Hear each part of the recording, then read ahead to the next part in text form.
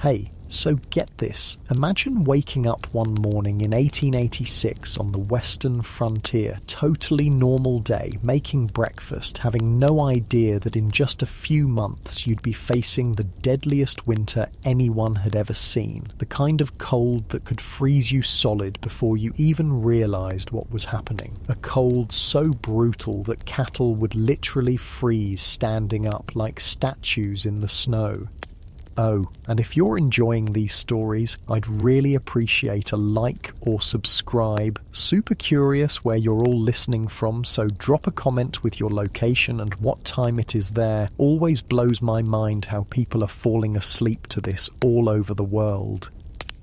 Alright, find that cozy spot, take a nice slow breath, and just let your body sink into whatever you're lying on. We're heading back to 1886, and trust me, you're going to be so grateful for that warm, soft bed and the solid roof over your head. So congratulations, you just woke up in the winter of 1886 on the western frontier. Your eyes open slowly to a world of half light. The air in your tiny cabin is sharp in your lungs, crisp enough to make your nose sting with each breath. Your bed isn't some memory foam miracle. It's a simple wooden frame pushed against the wall, your body cushioned by a straw-filled mattress that crinkles when you shift. The blankets piled on top are heavy, layers of wool and whatever animal hides you manage to prepare during the warmer months. You don't jump up right away. Nope. In this time, the morning ritual begins with just lying there, summoning the courage to leave the relative warmth of your bed, because the fire went out hours ago, and the temperature inside isn't much better than outside.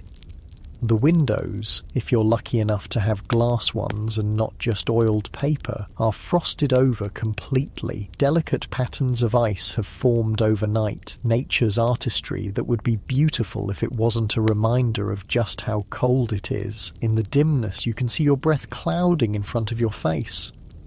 You reach one hand out from under the covers and instantly regret it. The air feels like it could shatter. This isn't just cold. This is the kind of cold that has teeth. It bites at your exposed skin, making it sting, then go numb alarmingly fast.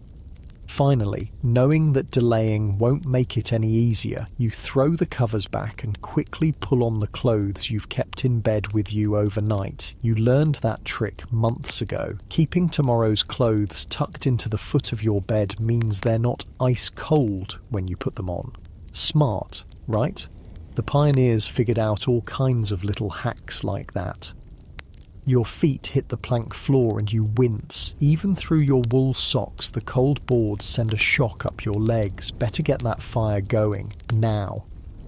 Getting a fire started in the morning was basically a race against frostbite. People didn't mess around. This was survival, not comfort. You hurry to the small iron stove in the corner of your cabin. The ashes from last night are cold, but you've prepared for this.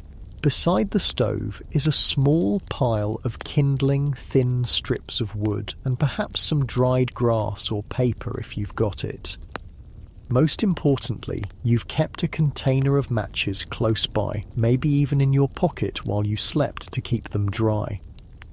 With fingers already growing stiff from the cold, you arrange the kindling, add a few slightly larger sticks and strike a match. The tiny flame seems impossibly fragile against the vast cold of the room, but you cup your hand around it, protecting it like the precious thing it is. One thing about the Wild West winters, they taught you real quick what mattered, and fire was life. The kindling catches and you feel the first wave of relief wash over you. Then you add a few small splits of wood and finally some larger logs. The cast iron stove begins to warm, first just the metal itself, then gradually radiating heat into the room. It'll be a while before the cabin feels anything close to comfortable, but at least now there's hope. But here's where it gets interesting. You're probably picturing logs of firewood, right? And sure, if you lived near forests, that's what you'd use. But across much of the Great Plains, trees were scarce. So you know what people burned instead? Buffalo chips. Yeah, that's exactly what it sounds like. dried buffalo dung, and when the buffalo were hunted to near extinction, cow chips took their place. Sounds gross to us now, but it was brilliant, actually. Once dried, these chips burned hot and steady without much smell. They were everywhere on the plains, free for the gathering. They could be stored easily, and they were a lifesaver when the nearest tree might be miles away. You open the small door of your stove and carefully add a few buffalo chips to the growing fire. They catch quickly, and soon the stove is properly hot. You hold your hands close, letting the warmth seep back into your stiff fingers. The relief is incredible, like when you come in from a freezing day and wrap your hands around a hot mug of coffee. That simple pleasure of warmth returning to cold limbs.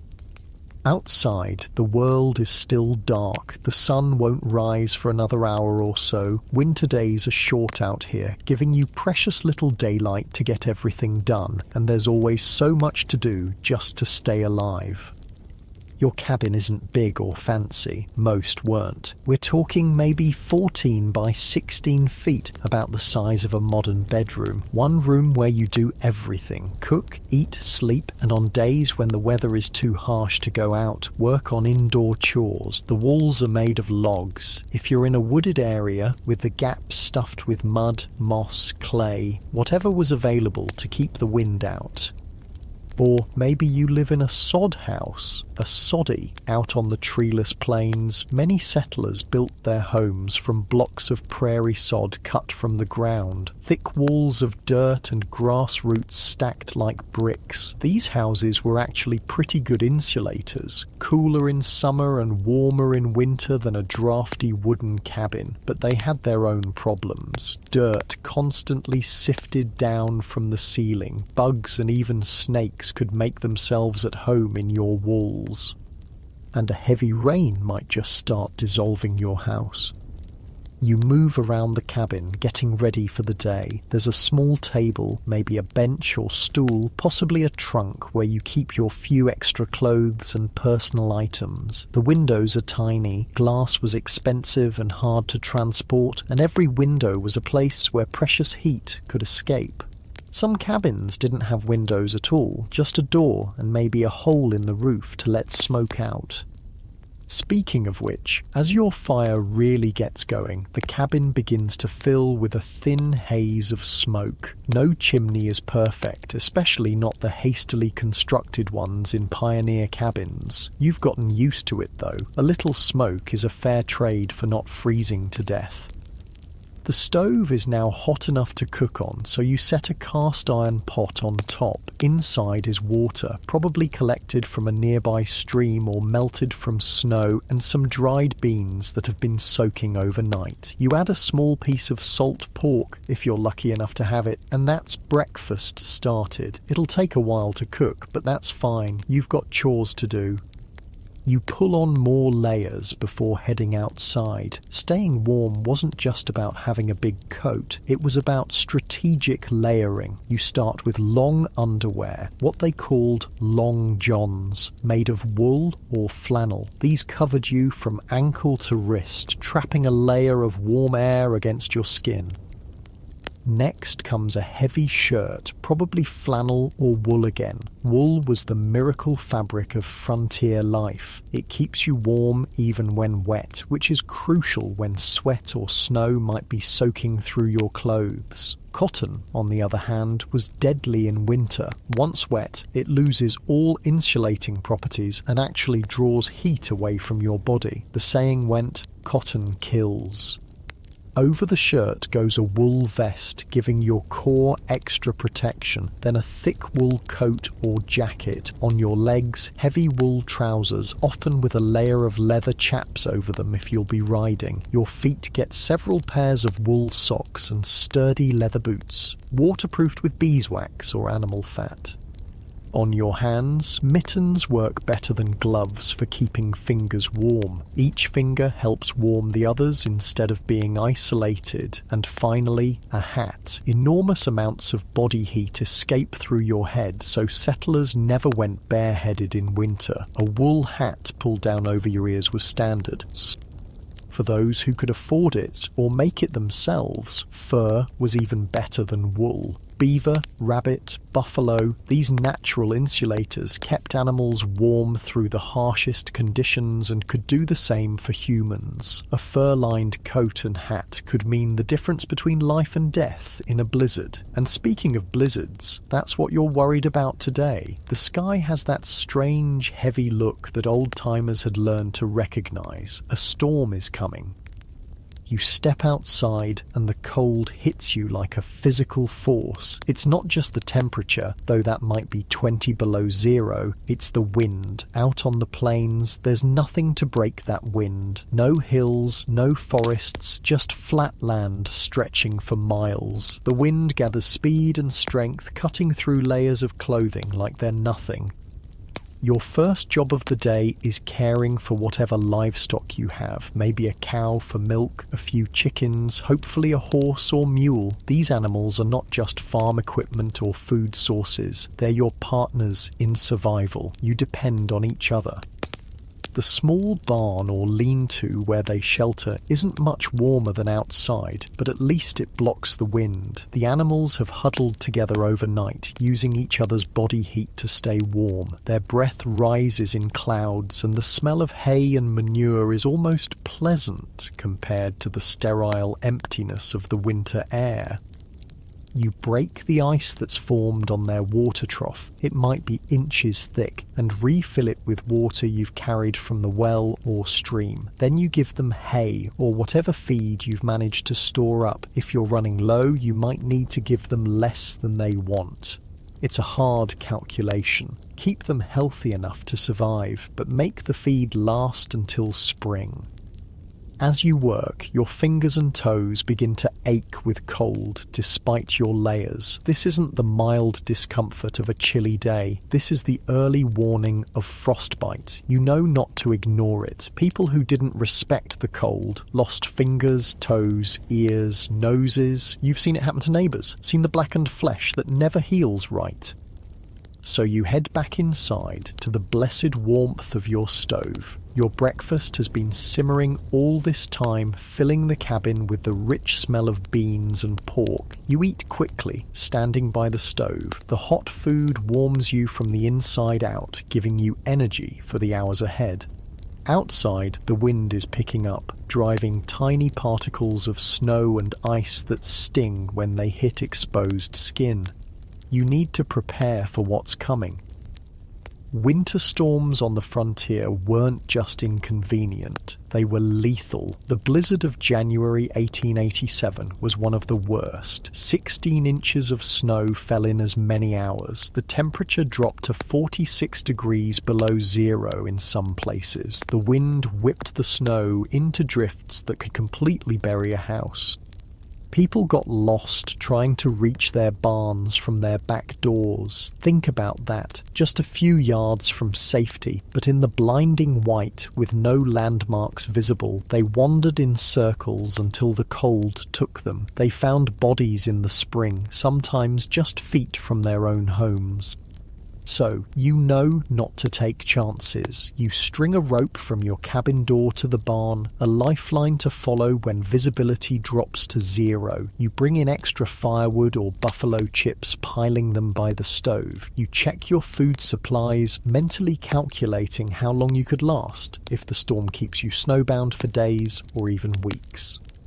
And then you wait. There's a strange, heavy silence that comes before a big snow, like the world is holding its breath. The birds have gone quiet. They've either fled south long ago, or they're hunkered down, conserving energy. Even the wind seems to pause.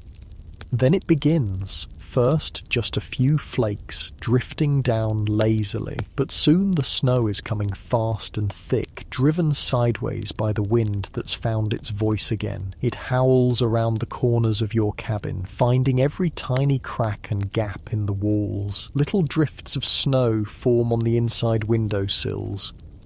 You add more fuel to the fire, building it higher than you normally would. Heat is life now. The temperature outside is dropping rapidly as the storm intensifies. By nightfall, it might be 30 or 40 below zero, cold enough to freeze exposed skin in minutes.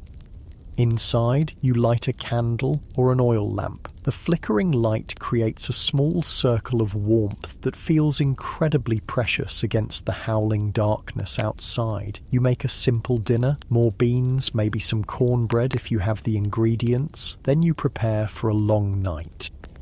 Sleep won't come easy with the wind screaming around your cabin. It sounds almost alive, angry, looking for a way in. You pile every blanket you own onto your bed. Maybe you heat rocks in the fire, wrap them in cloth and tuck them under the covers to create pockets of warmth. It's an old trick, but an effective one. As you lie there, listening to the storm, you realize something important. Out here, nobody survives alone. The people who make it through are the ones who look out for each other.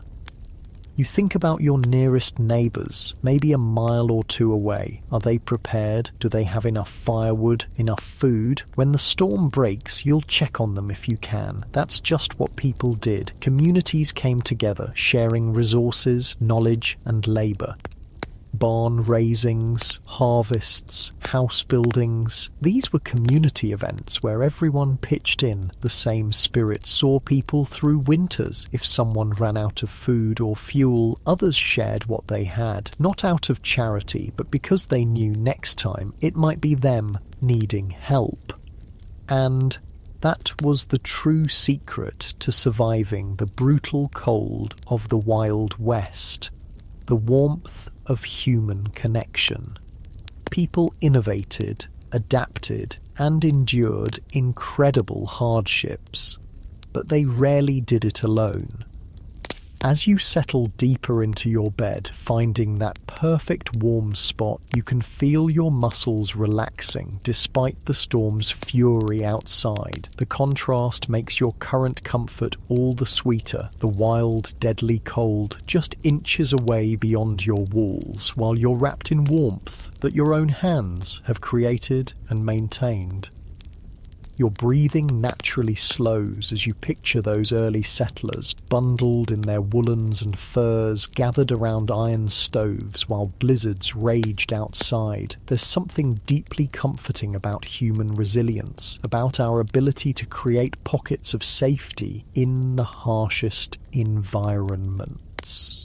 You shift slightly, getting more comfortable as the wind continues its ancient song outside your window, grateful for the sturdy walls between you and the elements. Morning comes slowly after a night of bitter cold. The blizzard has settled into a steady snowfall, less violent but no less dangerous. Inside your frontier cabin, the fire has burned low again. That first moment of leaving your warm nest of blankets is still a shock to the system. But this time, you're quicker about rebuilding the fire, your fingers remembering the dance of survival that winter on the frontier demands. The inside of your cabin walls are rimed with frost where your breath froze during the night. It sparkles in the faint light coming through snow-covered windows, beautiful in its way, though that beauty comes with teeth. As the fire catches and grows, you peer outside. The world has been transformed. Where there was a yard, a path, familiar landmarks, now there's only white. Snow has drifted against the side of your cabin, reaching halfway up the wall in places. Your world has shrunk to this small space, this island of relative warmth in an ocean of white and cold. The winter of 1886 to 1887 wasn't just another hard season, it was the kind of winter that rewrote history. They would later call it the Great Die-Up, a grim play on words from the usual roundup of cattle, because that winter killed cattle by the hundreds of thousands across the Great Plains.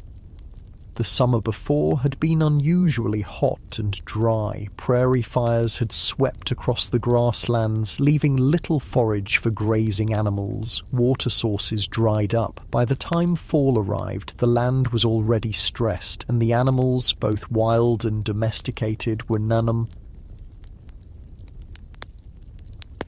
We're entering winter in a weakened state. Nature gave warnings to those who knew how to read them. Birds began flying south earlier than usual. Beavers collected more wood than normal for their winter stores. Some cattle grew thicker, shaggier coats than they typically would, but many of the newer settlers, especially the big cattle ranchers from the East or Europe, didn't recognize these signs. They hadn't learned the language of the land yet.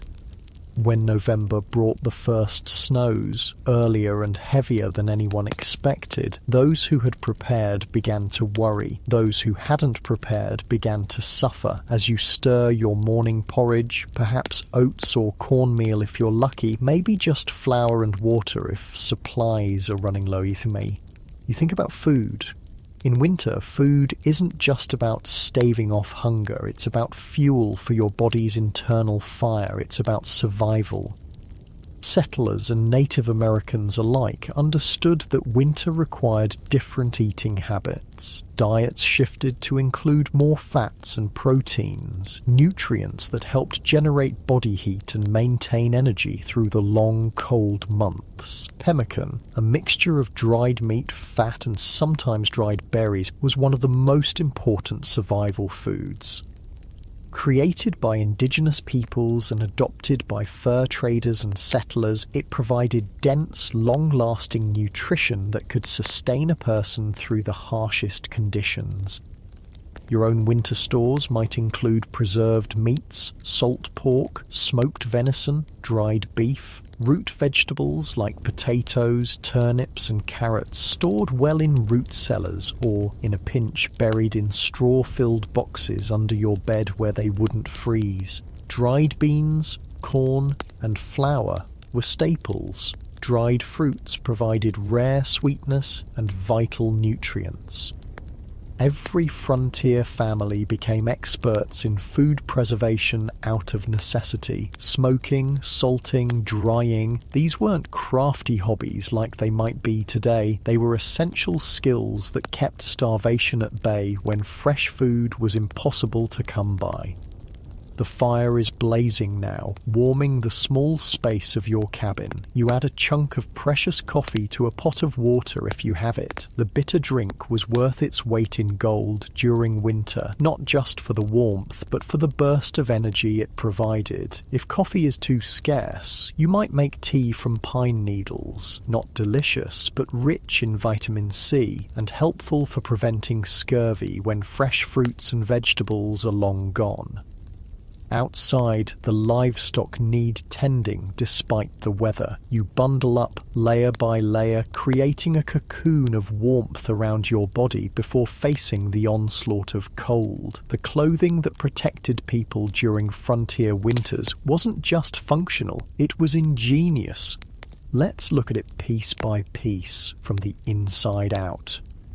Next to your skin, you wear long underwear, what they called long johns. These weren't the lightweight thermals we have today. They were thick, often made of wool or flannel, covering you from ankle to wrist. They might be one piece, a union suit with a button-up flap in the back, or two separate pieces. Either way, they created that first essential layer of insulation around your body.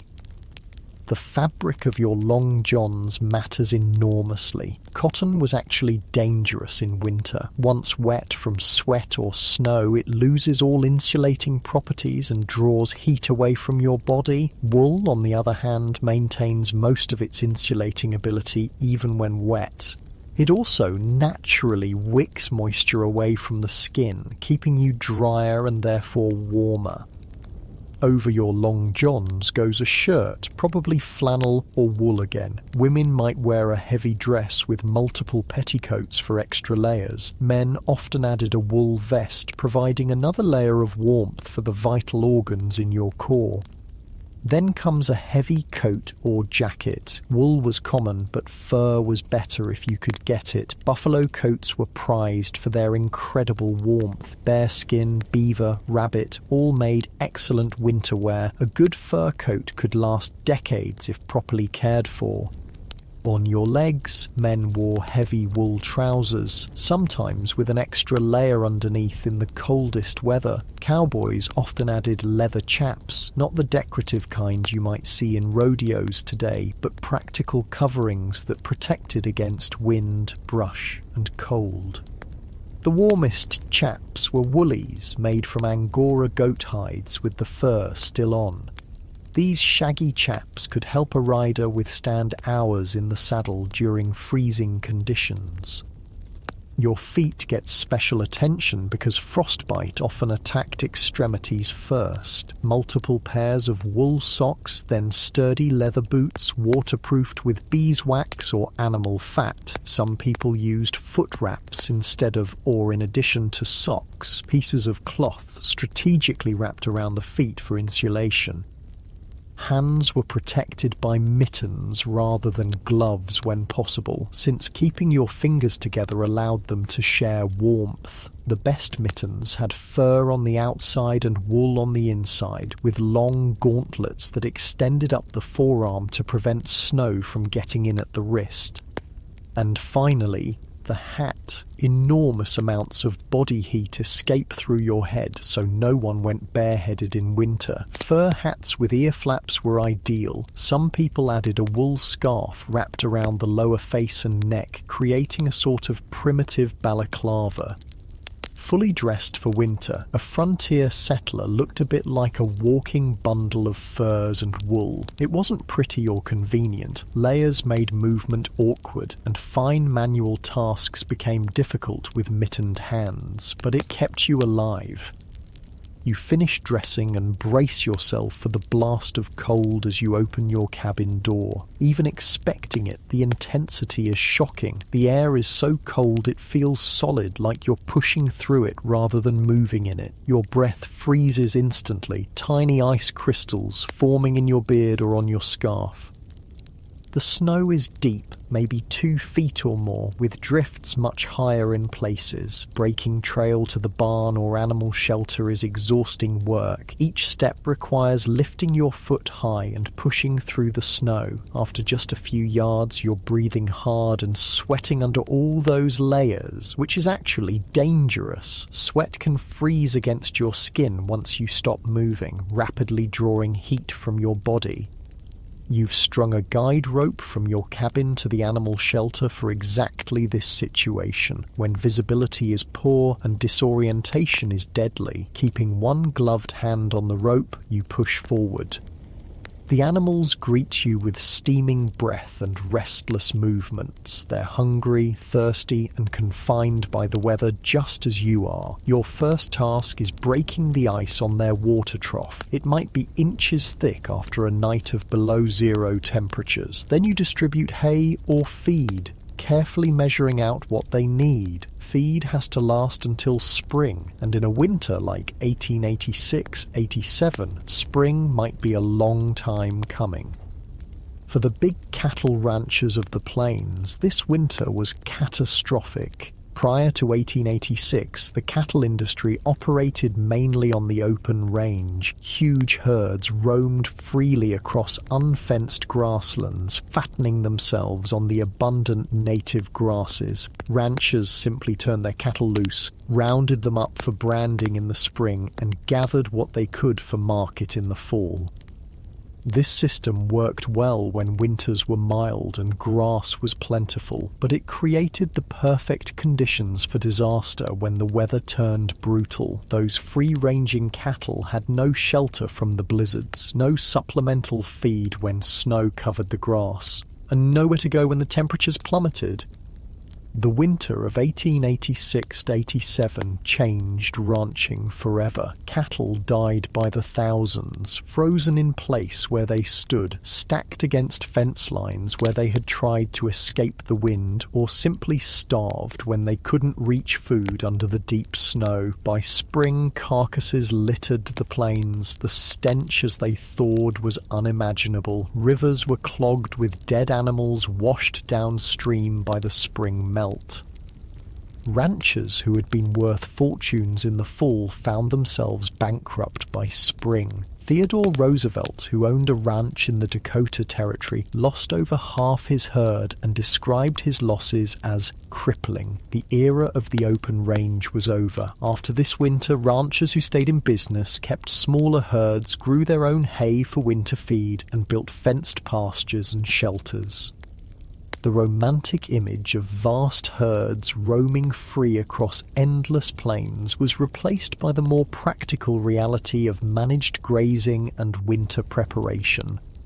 You finish tending the animals and make your way back to the cabin, again following the lifeline of your guide rope. The physical labour has warmed you, but also tired you. Winter is exhausting. Every task takes more energy, more planning, more care. Back inside, you shed your outer layers, hanging them near, but not too near, the stove to dry. Any moisture from snow or sweat needs to evaporate before you wear them again.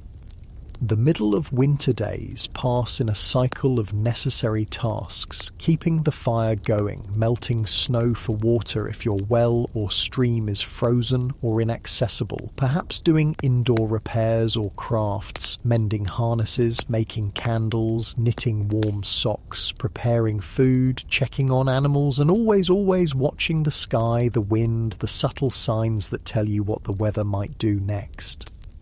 Winter changed daily routines dramatically. People scheduled essential outdoor chores for the warmest part of the day, usually between 10 a.m. and 2 p.m. Heavy labour was minimised to conserve energy when food might be limited. Travel was curtailed except in emergencies.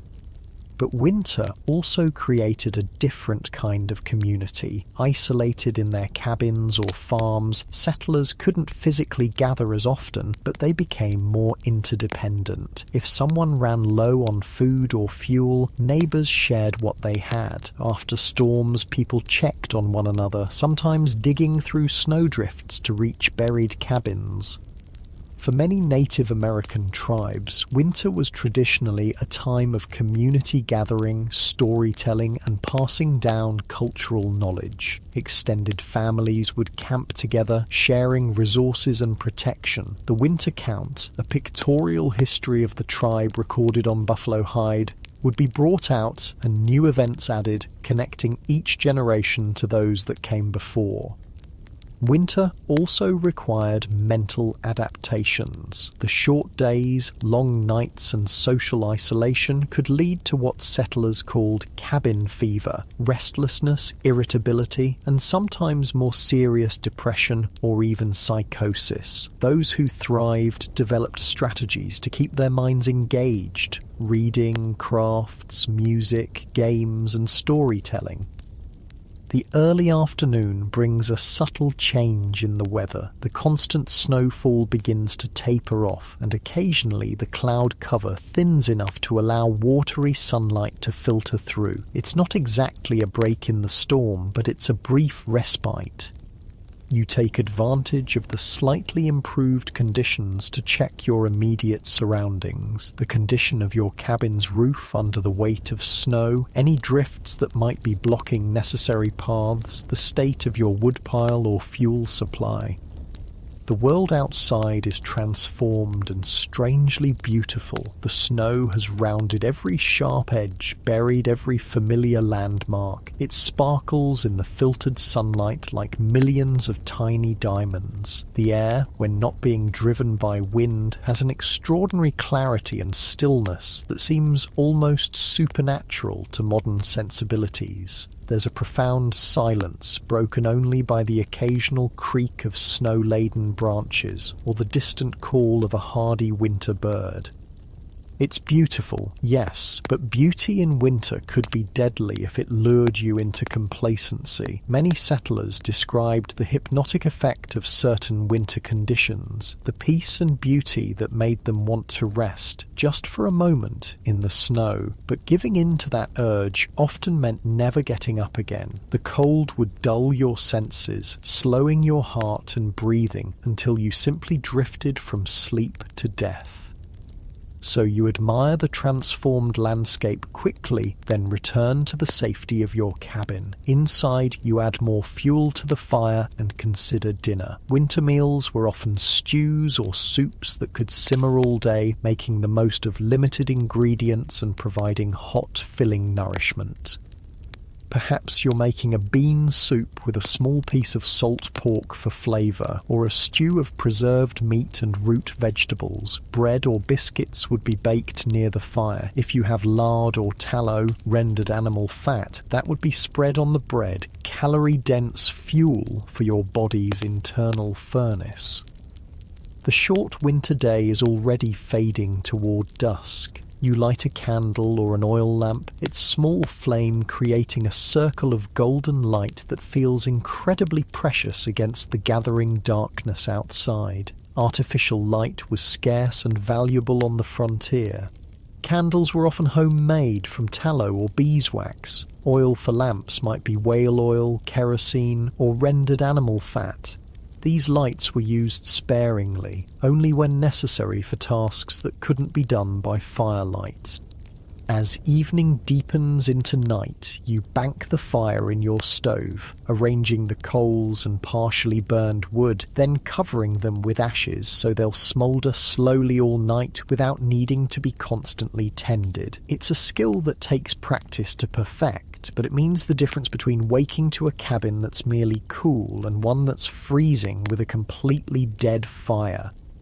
You prepare for bed with the same careful attention to warmth. Maybe you heat rocks in the fire, then wrap them in cloth to place under your blankets. Some settlers filled jugs with hot water for the same purpose. The bed would be arranged strategically, multiple blankets, layered so that the weight was evenly distributed, perhaps with the softest ones against your skin and the heaviest or roughest on top.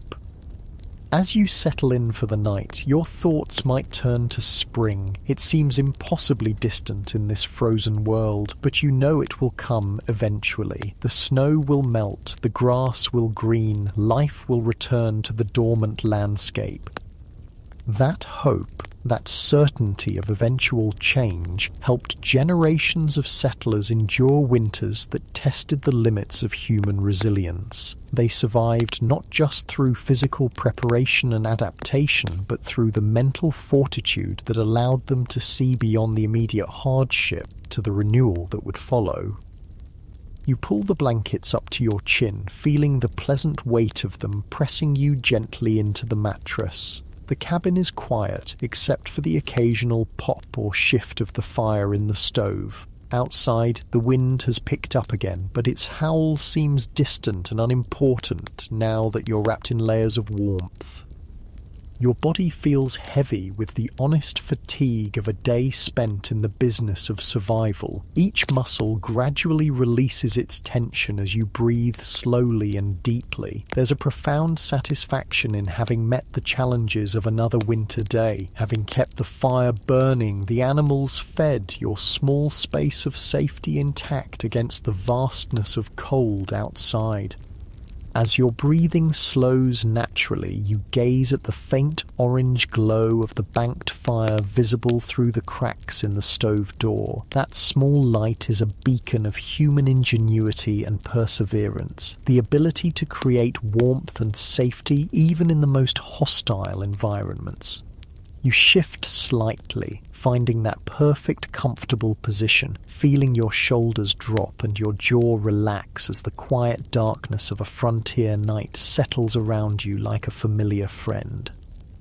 The blizzard settles into a rhythm over the next few days, sometimes raging with renewed fury, sometimes easing enough to allow brief ventures outside. Inside your frontier cabin, you've settled into a rhythm too. The harsh realities of winter have imposed a kind of simplicity on daily life that has its own strange comfort.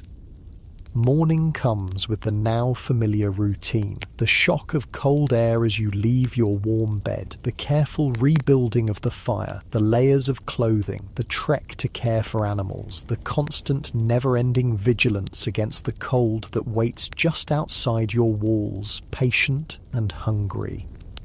But today, something is different. As you step outside, you notice the wind has died down completely. The air is still brutally cold. Your breath freezes instantly in your beard or on your scarf, but the absence of wind makes it feel almost peaceful. The snow-covered landscape stretches away in gentle swells and dips, blindingly white under a sky that has finally cleared to a pale, distant blue. In this moment of relative calm, you decide to check on your nearest neighbours. In the isolated homesteads of the frontier, neighbours might be miles apart, but the bonds between them were often stronger than in more populated places. Winter survival depended on community as much as individual preparation.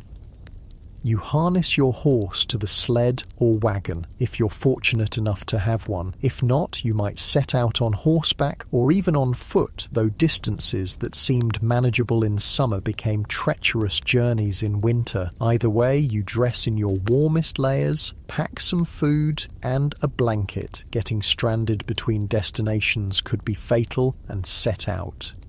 Breaking trail through deep snow is exhausting work, even with a horse. The animal plunges forward, snow sometimes reaching its chest, while the sled or wagon behind cuts a path that might be used for days or weeks to come. You keep your eyes fixed on landmarks. A distinctive tree, a rise in the land, the smoke from a distant chimney. Getting lost in this white vastness would mean death.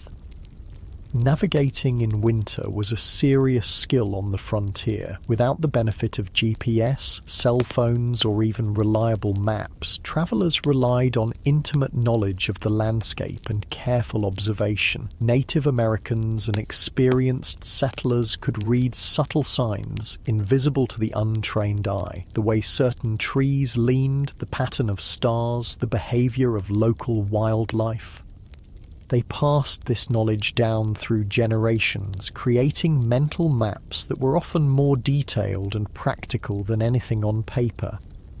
For newer settlers, winter travel was riskier. Many tied bells to their horses so that if they became disoriented in a sudden snowstorm, the sound might guide them back to their wagon or sled. Others strung guide ropes between buildings on their own property to prevent getting lost between house and barn. Stories abounded of people found frozen just yards from their own doors, having become disoriented in whiteout conditions.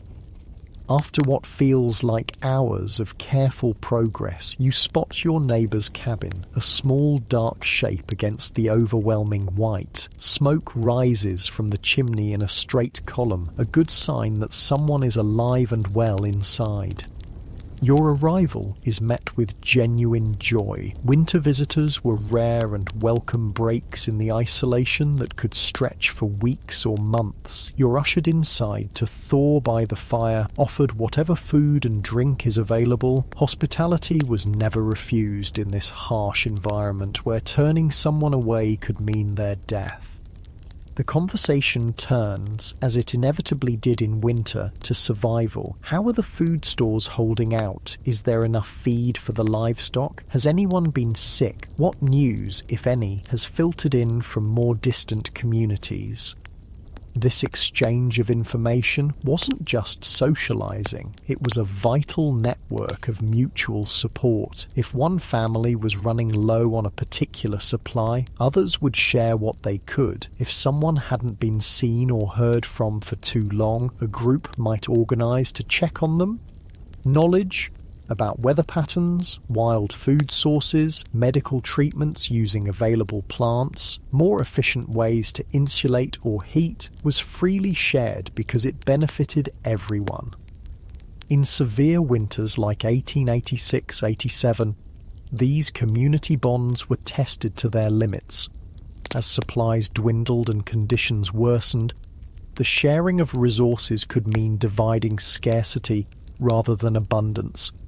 Yet numerous accounts from the period describe extraordinary acts of generosity.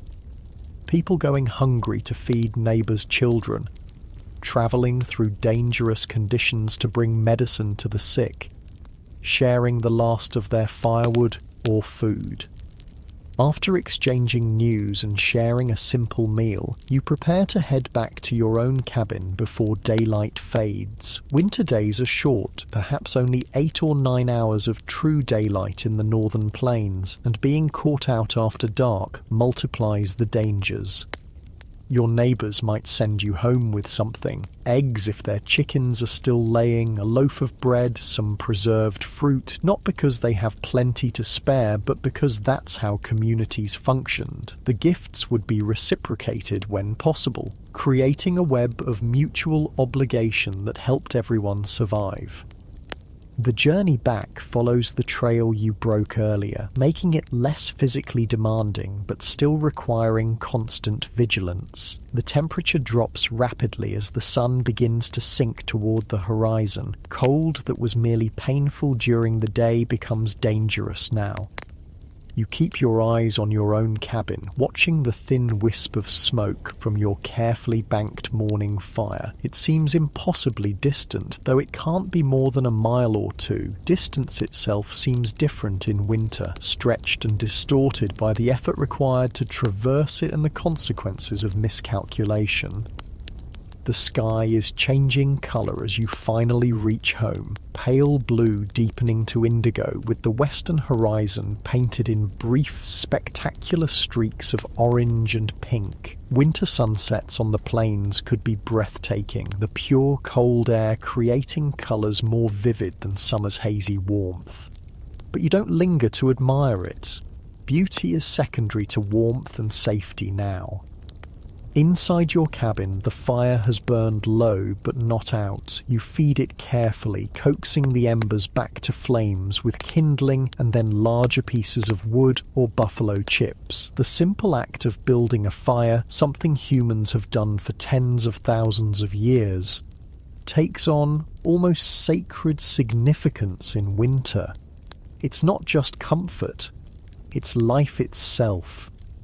As feeling returns to your cold-numbed fingers and toes, a painful process of prickling and burning that old-timers called the screaming memes, you reflect on the different ways various people survived winter on the frontier.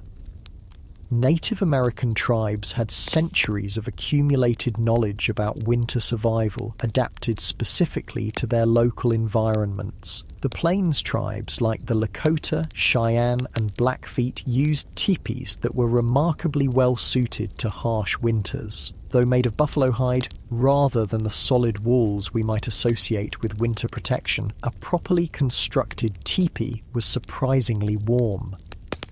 The conical shape and central fire created excellent ventilation, drawing smoke up and out while minimizing heat loss. The outer cover could be raised or lowered depending on conditions, and an inner lining created an insulating airspace while also preventing drafts. In the coldest weather, the bottom edge would be banked with snow for additional insulation. Teepees could also be taken down and moved quickly if game migrations or weather made a change of location necessary. The Plains tribes also adapted their entire way of life to the seasonal cycle. Many followed the buffalo herds in summer and early fall, then wintered in sheltered river valleys where wood was available and the worst of the wind was blocked. Their winter camps were community affairs, with extended families and groups camping together for mutual support and protection. For European settlers, winter survival strategies depended partly on where they came from. Scandinavian immigrants, already familiar with harsh winters, brought techniques like double wall construction, where two wooden walls were separated by a layer of insulating material. German settlers introduced cast iron stoves that were more efficient than open fireplaces, radiating heat evenly while using less fuel. Those who came from milder climates had a steeper learning curve. There are heartbreaking accounts of families from England, Italy, or the American South who weren't prepared for the intensity of plains winters. Some died, others survived only through the intervention of more experienced neighbours who taught them essential skills. One of the most remarkable winter dwellings was the dugout, literally a home dug into the side of a hill or into the ground itself, with an earthen roof supported by salvaged timber. These homes looked primitive, but were actually excellent at maintaining a constant temperature. The thick earth walls kept heat in during winter and stayed cool in summer. Many families lived in dugouts while gathering materials for more conventional homes, but some chose to remain in them for years because of their practical advantages. Sod houses, built from blocks of prairie turf cut and stacked like bricks, offered similar benefits. The thick walls of dirt and grass roots provided excellent insulation. They were cool in summer and, with a good stove, could be kept reasonably warm in winter. Their main drawbacks were the tendency to leak during heavy rains and the constant sifting of dirt onto everything inside. Still, in areas where timber was scarce or expensive, a soddy was often the most practical option. Night has fully fallen now. Your cabin is dark except for the firelight and perhaps a single candle or lamp. You prepare a simple dinner, maybe the last of a stew that's been simmering all day, stretching a small amount of meat with more plentiful beans, turnips or potatoes. Food preservation was a critical skill for winter survival. Without refrigeration, keeping food edible through months when nothing fresh could be grown required multiple strategies. Smoking meat was one of the most effective methods. A properly smoked ham, bacon, or beef could last for months without spoiling. The smoking process involved first curing the meat with salt to draw out moisture, then hanging it in a smokehouse where it absorbed preservative compounds from slowly burning hardwood. The result was not only preserved, but often delicious. Salting was another common preservation method, especially for meat and fish. The meat would be packed in salt or soaked in a strong brine solution. The salt drew out moisture and created an environment hostile to bacteria. Properly salted meat could last an entire winter, though it required thorough soaking before cooking to make it palatable. Root vegetables like potatoes, carrots, turnips and onions could be stored in root cellars, underground rooms or pits where the earth's stable temperature kept them from freezing or spoiling. A well-constructed root cellar maintained temperatures just above freezing even when outside temperatures plunged far below zero. Fruits were often dried in the summer sun, then reconstituted in winter for pies, sauces, or just eating as is. Berries, apples, peaches, anything that could be sliced thin enough to dry thoroughly could be preserved this way. Beans, corn, and other grains were dried on the plant, then stored in rodent-proof containers. These staples formed the backbone of winter nutrition, providing carbohydrates and some protein. For indigenous communities, pemmican was the ultimate survival food. Made from dried meat, usually buffalo pounded into powder, mixed with melted fat and sometimes dried berries, it was incredibly nutrient-dense and stable. A small amount provided substantial calories and complete nutrition. It was so effective that European fur traders and explorers adopted it, and similar preserved meat products are still used today by military forces and wilderness adventurers. After eating, you prepare for the night ahead. The fire is carefully banked, not too low that it might go out during the coldest hours before dawn, but not so high that it wastes precious fuel. You might heat stones or fill jugs with hot water to place in your bed, creating pockets of warmth that will last for hours. The nighttime routine included careful attention to security. Doors were barred, not just against unlikely human intruders, but against the more common threat of desperate predators seeking warmth or food. Windows were shuttered or covered with blankets to prevent heat loss.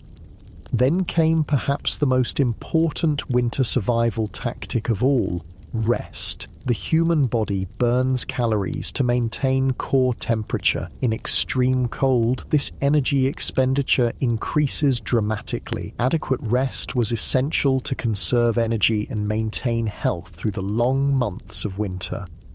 Sleep patterns on the frontier differed from our modern schedule. Without abundant artificial light, people generally slept when it was dark and worked when it was light, which meant more sleep in winter, less in summer. Many described a pattern of first sleep and second sleep.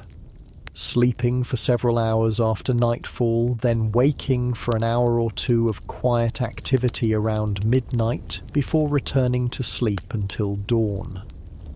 This biphasic sleep pattern appears in records from many pre-industrial societies and may actually be more natural for humans than our modern expectation of a single, uninterrupted night's sleep. In winter, it allowed people to check and feed fires during the coldest part of the night without having to fully wake from deep sleep. As you settle into your bed, pulling heavy blankets up around your shoulders, your mind might drift to spring. It seems impossibly distant, but experience has taught you it will come eventually. The snow will melt, the grass will return, the birds will sing again. That certainty, that knowledge of the cycle's inevitability, sustained people through even the harshest winters. Not optimism exactly, but a realistic understanding that nothing, not even winter, lasts forever. Your muscles relax one by one as the warmth of your bed cocoons you against the freezing night. The contrast between the deadly cold just inches away beyond your walls and the nest of safety you've created makes the comfort all the sweeter. The sound of the wind, which picked up again after sunset, seems to emphasize rather than threaten your security now. Your breathing naturally falls into a slow, steady rhythm, in and out. The strain of the day's work gradually fades from your limbs, replaced by a pleasant heaviness. Your mind drifts to the neighbours you visited, the web of human connection that makes survival possible in this harsh landscape. You feel a sense of belonging, of being part of something resilient and enduring. Outside, the winter night deepens. Stars appear in impossible numbers, brilliant against the black sky in a way that city dwellers rarely experience now. The moonlight reflects off the snow, creating a strange, silvery half-light that's bright enough to cast shadows. Your eyelids grow heavy as you picture that silent, beautiful world outside continuing its ancient cycles while you rest, gathering strength for tomorrow. Your breathing slows as you sink deeper into comfortable warmth, the contrast with the frozen world outside making your current comfort all the more precious. The days begin to blend together in the rhythm of winter survival. Each morning brings the same challenges: the fire to be rebuilt, animals to be tended, water to be melted from snow or broken from ice, the constant battle against cold that never fully retreats. Yet, within this routine, there are subtle changes that only those attuned to the land would notice. The sun rises slightly earlier each day, sets a few minutes later. The quality of light shifts, becoming a touch stronger, less watery. These almost imperceptible changes are promises written in the sky. Spring will come, though winter still holds the land firmly in its grip. In your frontier cabin, you've developed a system for getting through these long days and nights. Every task is organized around conserving heat and energy while maintaining the essentials of life. The fire in your stove or fireplace is the heart of this system, never allowed to go out completely, carefully managed to provide maximum warmth with minimum fuel. Near the stove, you've created a space for drying. Mittens, socks, boots placed where they can lose moisture without scorching. Damp clothing in winter wasn't just uncomfortable, it could be deadly, drawing precious heat from the body. Far from the stove, in the coldest corners of your cabin, you store foods that need to stay frozen. Meat, perhaps, or containers of milk that freeze into a sort of primitive ice cream. The cabin itself might be fairly small by modern standards, perhaps 14 by 16 feet for a typical one-room structure. In this limited space, every item has its place and purpose. Beds might double as seating during the day, tables fold against walls when not in use. Shelves and hooks maximize vertical storage. This morning, as you go about your routine, you notice something different outside. The snow has developed a faint crust on top, still soft enough to break through when walked on, but definitely changed from the powdery fluff of previous days. To experienced eyes, this is another small sign of the seasonal progression, slightly warmer daytime temperatures allowing the very top layer to melt just a bit, then refreeze at night. Weather reading was an essential skill for frontier survival, especially in winter when conditions could turn deadly within hours. Before modern forecasting, people relied on careful observation of natural indicators combined with generational knowledge passed down through families and communities. Cloud formations, wind direction, animal behavior, even the way smoke rose from chimneys, all provided clues about coming weather. Many of these observations were codified in sayings or rhymes that made them easier to remember and pass along. Red sky at night, sailors delight. Red sky in morning, sailors take warning. Or, when clouds appear like towers, the earth is refreshed by frequent showers. The ability to predict weather wasn't just convenient, it was sometimes the difference between life and death, knowing when to hurry home ahead of a blizzard, when to harvest before a killing frost, or when conditions were right for travel could determine survival in this unforgiving environment. Indigenous peoples had developed sophisticated weather prediction systems specific to their regions over thousands of years. Many tribes had designated weather watchers, individuals with special training and aptitude for reading natural signs. Their forecasts guided decisions about hunting, gathering, traveling, and preparing shelter. European settlers brought their own weather wisdom, often specific to their countries of origin. This knowledge sometimes had to be adapted or discarded when it proved unreliable in the different climate of North America. Through trial and error, sometimes fatal error, new weather law emerged that combined indigenous knowledge, immigrant traditions, and hard-won frontier experience. You step outside to begin your daily chores, bundled against the cold but moving purposefully to generate body heat without sweating. The animals need tending first. They depend entirely on human care to survive winter in their domesticated state. The livestock, perhaps a milk cow, a few chickens, maybe a pig being fattened for spring slaughter, have their own ways of adapting to cold. Animals naturally grow thicker coats as winter approaches. They huddle together for shared warmth and shelter from wind when possible. But domesticated animals required human intervention to survive extreme cold. Barns and other shelters needed to be as carefully prepared for winter as human dwellings. Cracks were sealed against drafts. Hay was stacked to create additional insulation along walls. Water troughs were placed indoors if possible to prevent constant freezing. The winter of 1886-87 was particularly devastating for livestock, especially cattle on the open range. The combination of drought the previous summer, early heavy snows and record-breaking cold created conditions that even the hardiest animals couldn't survive without help.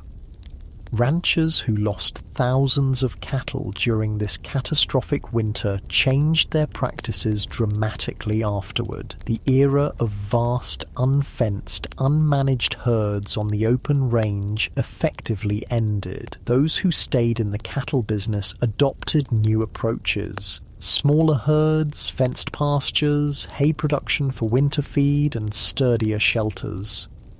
This shift transformed not just ranching, but the entire culture and economy of the West. The romantic image of the cowboy, constantly on the move with semi-wild cattle, gave way to more settled, farm-like operations. The last great cattle drives occurred in the early 1890s. By 1900, railroads had expanded enough to make drives unnecessary, and fenced land made them impossible in many areas. As you finish caring for your animals, you glance at the sky, reading the signs for today's weather. The clear, brittle blue suggests continued cold, but there's a high, thin layer of clouds moving in from the west that might bring changes later. For now, it's safe enough to tackle an outdoor project you've been putting off, perhaps repairing a damaged fence, cutting more firewood, or clearing snow from a pathway. Winter work on the frontier required careful planning. The most strenuous tasks were best done during the warmest part of the day, usually between 10 a.m. and 2 p.m. Work was paced to avoid excessive sweating, which could freeze against the skin once activity stopped. And everything took longer than in milder seasons. Layers of clothing restricted movement, snow created obstacles, and cold stiffened fingers struggled with fine tasks. Yet winter also brought its own unique opportunities. Some jobs were actually easier in the cold months. Logging, for example, was primarily a winter activity. Frozen ground made it easier to drag heavy logs out of the forest, and snow provided a slick surface for sleds heavily laden with timber. Ice harvesting was an essential winter industry in the era before refrigeration. Workers cut blocks from frozen lakes and rivers, then stored them in specially built ice houses packed with sawdust or straw for insulation. These ice blocks would last well into summer, providing cooling for food preservation and even luxury items like ice cream. Winter was also prime time for trapping. Animal furs were at their thickest and most valuable during the cold months. For some frontier families, the income from winter trapping made the difference between subsistence and modest prosperity. By midday, you've made good progress on your outdoor work. The physical activity has kept you warm despite the cold air, but you're ready for a break and some food. You head back to your cabin, where the fire has been carefully banked to maintain heat with minimal fuel while you were gone. Lunch might be a simple affair, perhaps bread and cheese or leftover stew warmed up on the stove. Winter diets on the frontier were noticeably different from summer fare. Fresh vegetables and fruits were rare or non-existent unless you had a remarkable root cellar or food preservation system. Meals centered around stored staples: flour, beans, rice, potatoes, preserved meats, with little variety compared to other seasons. This monotonous diet contributed to a common winter ailment called cabin fever, a combination of vitamin deficiency, boredom, confinement, and isolation that could cause irritability, lethargy, and even more serious mental health issues. Indigenous peoples had developed strategies to combat these problems. Many tribes harvested vitamin-rich plants like rose hips in fall and preserved them specifically for winter use. They also maintained active social calendars during winter months, with ceremonies, games, and storytelling sessions that kept communities connected and engaged despite confinement. Settlers adopted some of these practices and developed their own traditions to cope with winter isolation. Quilting bees, barn dances, church socials, and literary societies helped maintain mental health through social connection. Families created evening rituals of reading aloud, music making, or game playing to combat boredom. Education took on special importance during winter months when children couldn't help with outdoor farm work. Many frontier schools operated primarily in winter, closing during planting and harvest seasons when young hands were needed in the fields. For families too far from established schools, winter became the time for concentrated home education, teaching children to read, write, cipher, and learn practical skills that would serve them in frontier life. The afternoon brings a subtle change in the weather. The high clouds you noticed earlier have thickened and lowered, creating a grey ceiling that dims the already weak winter sunlight. The wind shifts, coming now from the south, slightly warmer but carrying moisture that feels damp against your skin. These are signs that weather may be shifting, though whether towards spring like thaw or another winter storm remains to be seen. You use the remaining daylight hours to prepare for either possibility. More firewood is stacked close to the cabin in case another storm makes venturing out difficult. Water containers are filled, food is prepared that could be eaten cold if necessary. These precautions might seem excessive in our modern world of reliable utilities and weather forecasts, but on the frontier, such readiness was simply common sense. As darkness falls earlier than it would in more southern latitudes, you light your lamp or candle and settle in for the evening. Artificial light was precious on the frontier. Candles were often homemade from tallow, rendered animal fat, or beeswax if available. Oil lamps burned whale oil, kerosene, or other fuels that might be expensive or hard to obtain. As a result, many frontier families simply adapted their schedules to natural light, rising with the sun, sleeping when darkness fell, and using precious artificial light only when absolutely necessary. This early nightfall created long evening hours, especially in winter. How these hours were filled depended on the family's resources, education, and traditions. Reading was common among literate families who had books or newspapers, though the latter might be weeks or months old by the time they reached remote homesteads. Handcrafts flourished during these evening hours. Whittling, carving, sewing, knitting, quilting, weaving. These weren't just hobbies, they produced essential items for family use or for barter with neighbours. A skilled craftsperson might make furniture, tools, clothing, or decorative items during the enforced indoor time of winter. Music was another common evening pastime. Even humble frontier homes might have a fiddle, harmonica, or penny whistle. Singing required no instruments at all and could be enjoyed by anyone. Folk songs, hymns, and ballads were passed down through generations, preserving cultural heritage and providing entertainment long before recorded music existed. Storytelling reached its height during winter evenings. Families shared tales of their ancestry, recounted historical events, or simply made up stories to entertain one another. These oral traditions served multiple purposes: entertainment, education, cultural transmission, and strengthening of family bonds.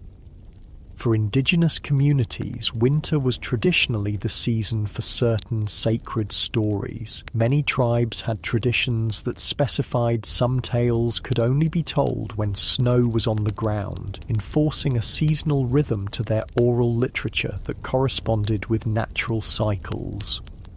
Your own evening might include any of these activities, depending on your background and resources. Perhaps you read by lamplight for an hour, mend clothing that's shown wear during daily chores, or simply sit by the fire, planning the next day's tasks or remembering winters past. The sounds of a winter night on the frontier were distinctive. The crackle of the fire, the occasional settling of logs in the cabin walls as they contracted in the cold, the distant howl of a wolf or coyote, the wind's constant conversation with every obstacle in its path. These sounds formed a kind of music that modern ears, accustomed to the constant background noise of technology, might find either unsettling or profoundly peaceful. As bedtime approaches, you bank the fire for the night, carefully arranging the coals and partially burned wood, then covering them with ashes so they'll smoulder slowly until morning. This technique, mastered through practice and sometimes learned through bitter experience, meant the difference between waking to a cabin that was merely cool and one that was freezing with a completely dead fire. The bed calls to you now, a simple wooden frame with a straw-filled mattress that's nothing like our modern pillow tops but feels welcoming after a day of physical work. Blankets have been warming near the fire and are now arranged in careful layers, perhaps wool on the bottom where it touches your skin, then heavier hides or quilts on top.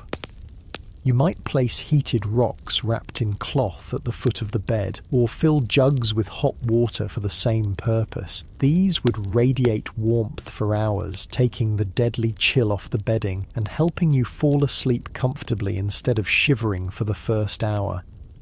Sleep came differently on the frontier, without electric lights, television, or the internet to disrupt natural circadian rhythms. People generally fell asleep more quickly after dark and woke more naturally with dawn. Winter brought longer sleep periods that balanced the shorter, more active days of summer. This natural rhythm, following the seasons rather than fighting them, may have contributed to overall health despite the physical hardships of frontier life.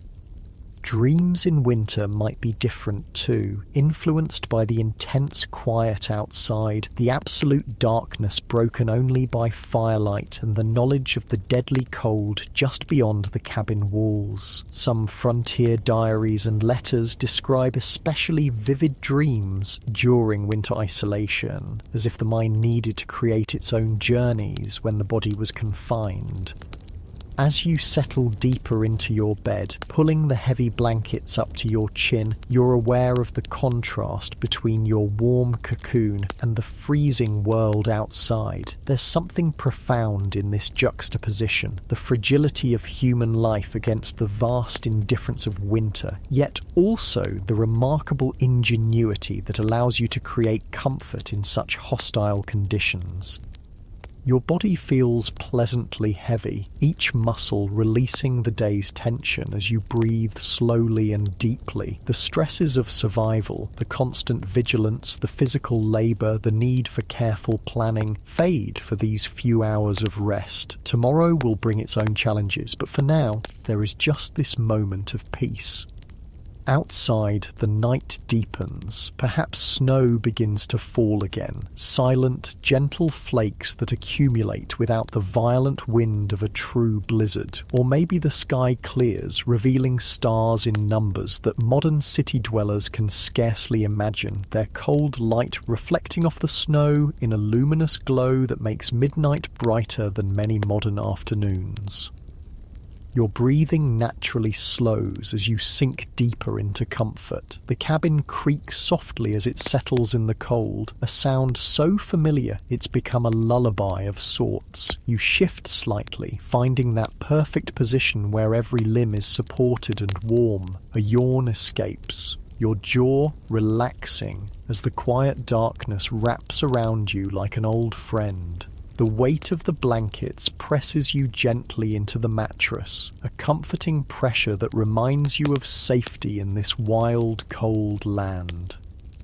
Days pass in the steady rhythm of winter survival. Outside your frontier cabin, the landscape remains transformed by snow and ice, but subtle changes are beginning to appear for those who know how to read them. The quality of light shifts minutely each day, growing stronger, lingering a bit longer. The snow develops different textures as temperatures fluctuate, sometimes forming a hard crust that bears weight, sometimes softening into wet heaviness that clings to boots and clothes. These are the first whispers of spring, though winter's grip remains firm. On the frontier, these transitional weeks could be some of the most challenging of the entire year. Food stores, carefully rationed through the coldest months, might be running low. Humans and animals alike grew weary of confinement, and the weather itself became unpredictable. Bitter cold snaps alternating with brief thaws that turned snow to treacherous mud before freezing again. This morning, you wake to an unfamiliar sound, a steady dripping from the eaves of your cabin. The temperature has risen overnight, climbing just above freezing for the first time in weeks. Outside, the snow has developed a glazed, wet surface that reflects sunlight with almost painful brightness. The air feels different too, still cold, but with a dampness that hints at change. For people who had survived the brutal winter of 1886-87, these first signs of thaw brought complicated emotions. Relief, certainly. The deadly cold was loosening its hold, but also anxiety about what they would find as the snow melted. How many cattle had survived? Were fences and outbuildings still standing? What damage would be revealed when frozen ground thawed into spring mud? For the cattle barons who had dominated the Western economy before this catastrophic winter, the thaw would reveal the full extent of their losses. Theodore Roosevelt, who owned a ranch in the Dakota Territory during this winter, later wrote, "The losses were crippling. For the first time, I've been utterly unable to enjoy a visit to my ranch." He lost over half his herd and more than half his investment. The spring of 1887 revealed a landscape of death across the Great Plains. As the snow receded, carcasses appeared everywhere, cattle frozen where they stood, piled against fence lines where they had sought shelter from the wind, washed downstream in grotesque log jams when rivers began to flow again. The stench, by all accounts, was unimaginable. This single winter changed the entire course of Western development. The open range era essentially ended. The cattle industry transformed from one based on free-ranging, minimally managed vast herds to smaller, fenced operations with winter feeding and shelter. Land use patterns shifted, economic power realigned.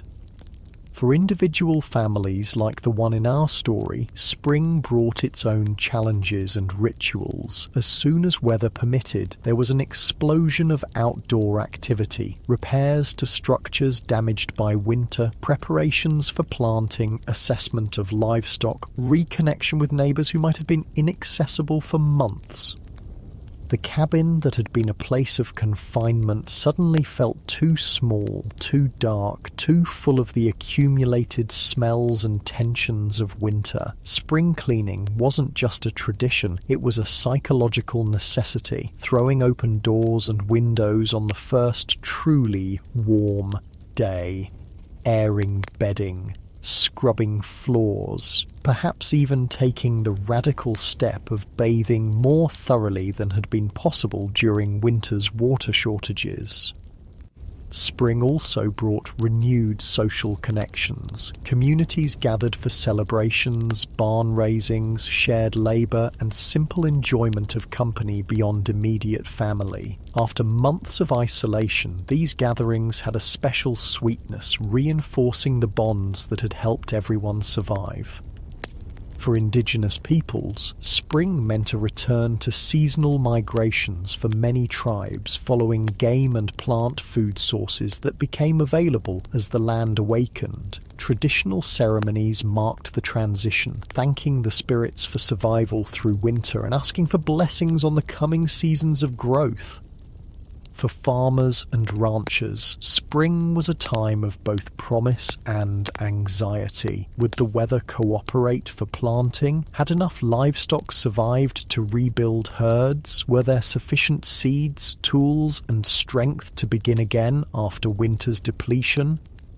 The resilience demonstrated by frontier communities during winters like 1886-87 remains awe-inspiring. Without modern technology, emergency services, or communications, people survived conditions that would challenge even our most advanced systems today. They did it through preparation, adaptation, community cooperation, and extraordinary mental fortitude. Winter survival strategies developed during this era have left lasting legacies. Many of our modern winter practices, from layered clothing to home insulation techniques, evolved from methods pioneered by indigenous peoples and frontier settlers who learned, often through deadly trial and error, what worked in extreme conditions.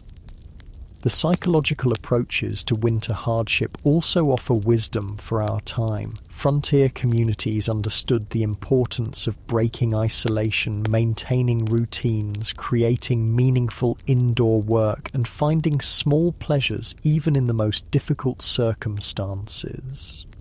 Their seasonal rhythms, more activity in summer, more rest in winter, aligned with natural cycles in ways our electrically lit, climate-controlled modern lives often ignore. Perhaps most importantly, they developed a relationship with winter that was neither romantically naive nor bitterly antagonistic. They respected its dangers without despair, prepared for its challenges without panic, and found beauty in its austerity without forgetting its deadly potential. This balanced perspective allowed not just survival, but a kind of hard-won harmony with the natural world. As the light begins to fade on this transitional day between winter and spring, you return to your cabin after checking on animals and assessing the changes brought by the slight thaw. Inside, the familiar space feels different too. The air less dry, the perpetual chill less pervasive. You still build your evening fire, but perhaps with slightly less urgency than during the depths of winter. Dinner might include something special tonight, perhaps the last of preserved summer berries mixed into cornbread, or a bit of honey saved for a celebration. These small luxuries marked important transitions on the frontier, where seasons shaped life more directly than in our calendar-driven modern world. As you prepare for sleep, your routine remains similar to winter nights, though with subtle adjustments. Perhaps fewer blankets on the bed, less banking of the fire since freezing to death is no longer an imminent threat. The gradual easing of survival pressure brings its own kind of peace, a relaxing of the constant vigilance that winter required. You settle into your bed, feeling the familiar comfort of the straw mattress that has cradled your body through months of cold nights. The blankets still create a pleasant weight, though not as heavy as during January's brutal cold. Outside, night birds have returned, their occasional calls marking another sign of the turning season. In this quiet moment between wakefulness and sleep, you might reflect on the winter now potentially ending, the challenges faced, the skills honed, the deeper understanding gained of both human capability and natural power. There's pride in having endured, satisfaction in problems solved, gratitude for the community that made survival possible, and hope for the warmer days to come. This cycle of seasons, each with its dangers and gifts, its work and rest, structured frontier life in ways we've largely forgotten. Modern Americans rarely orient their lives around weather or daylight hours. We've created artificial environments that remain largely consistent, regardless of outside conditions. This has brought undeniable benefits, but perhaps also disconnected us from rhythms that shaped human experience for most of our history. The lessons of winters like 1886-87 remain relevant not just as historical curiosities, but as practical wisdom for resilience in the face of challenges beyond our control. The frontier settlers and indigenous peoples who survived extreme conditions did so through a combination of preparation, gathering resources during times of plenty, developing skills before they were desperately needed, creating systems that could withstand stress. Adaptation, changing practices based on local conditions rather than clinging to familiar but unsuitable methods, learning from experience and observation, remaining flexible when circumstances changed. Community, sharing knowledge, resources and labour, checking on vulnerable members, maintaining social connections despite physical isolation, understanding that individual survival depended on collective well-being. Mental fortitude, developing routines that supported psychological health, finding meaning in hardship, maintaining hope without denying reality, balancing acceptance of conditions with active problem solving. These same qualities serve us well in facing our own contemporary challenges, though they take different forms in our changed world. As you lie in your frontier bed, these reflections might drift through your mind like the lazy smoke from your banked fire, but gradually the day's physical work and the room's gentle warmth begin to overcome conscious thought. Your breathing slows and deepens naturally. Your body remembers the hard work of winter survival, the chopping of wood or gathering of buffalo chips, the breaking of trails through deep snow, the constant small movements required to maintain warmth. Now, in the relative security of your bed, each muscle can finally release its vigilance. Starting with your feet, a pleasant heaviness spreads upward through your body. Your toes, which have spent months curled against cold floors and frozen ground, can now uncurl and relax completely. The soles of your feet, tough from work but sensitive to the contrast between cold and warmth, now rest comfortably against the bed. Your ankles, which have stabilised you through snow and ice all winter, can release their tension.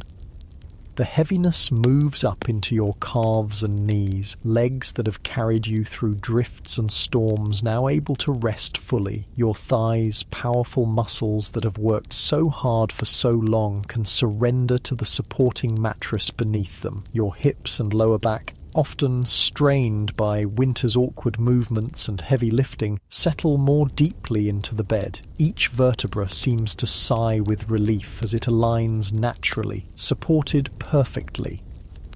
Your abdomen relaxes, the breath moving easily now without the tension of cold or fear to constrict it. Deep, slow breaths come naturally, each one carrying you further into comfort. Your chest expands and contracts in a steady rhythm, the heart beating strong but calm within.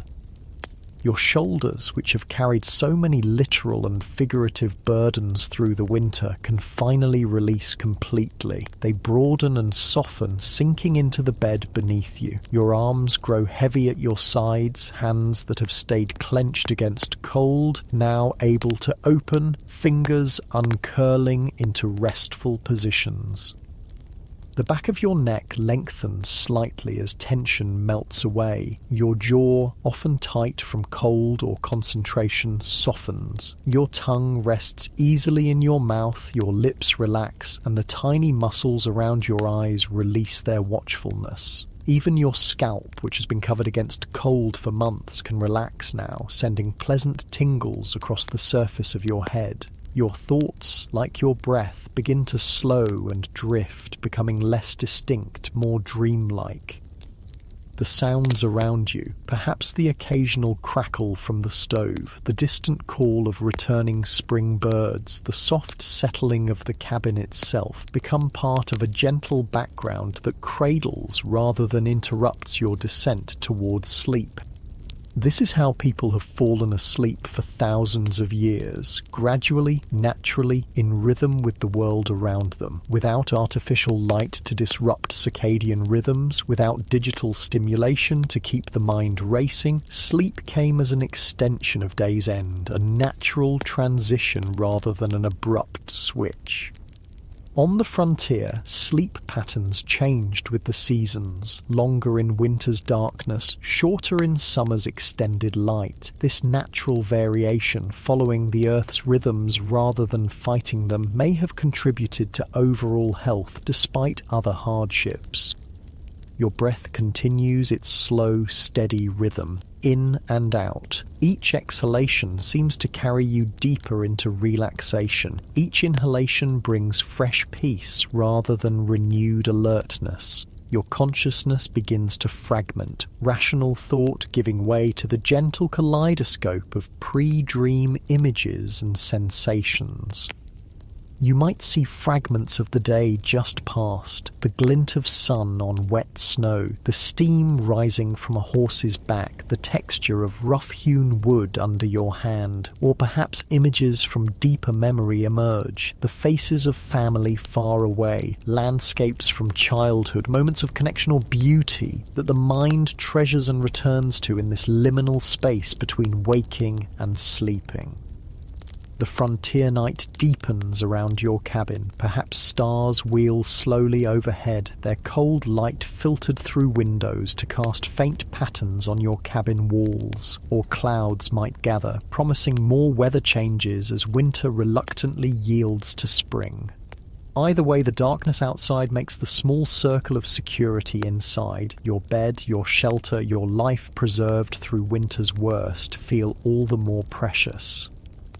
Your eyelids grow heavy now, too heavy to keep open, even if you wanted to. But there's no need for vigilance anymore, no reason to fight the sweet pull of sleep. Each breath becomes slightly deeper, slightly slower, your heartbeat gentle and regular. The weight of your body against the bed feels perfect, as if you're being held exactly as you need to be. The day's concerns, what needs repair after winter's damage, when to plant, how to rebuild what was lost, fade into background, problems for tomorrow's wakeful self. Now there is just this moment of perfect transition, the mind letting go of its constant activity, the body surrendering to rest. Sleep approaches now like a gentle wave, each breath carrying you closer to its shore. The frontier winter, with all its brutal challenges and life-defining lessons, has shaped you, but not broken you. You've survived its worst through ingenuity, community, and remarkable resilience, qualities passed down through generations that still serve us today, though our challenges take different forms. Your breathing slows one final notch. Your consciousness shifts from fragmentary thoughts to the formless peace that precedes dreams. The last tension in your body dissolves, leaving only the natural weight of complete relaxation. And sleep, the great restorer, the daily practice of surrender and renewal that every human shares regardless of time or place or circumstance, finally claims you completely, carrying you away from the frontier winter into the universal landscape of dreams where past and present, hardship and comfort, struggle and peace all dissolve into the deeper currents of human experience.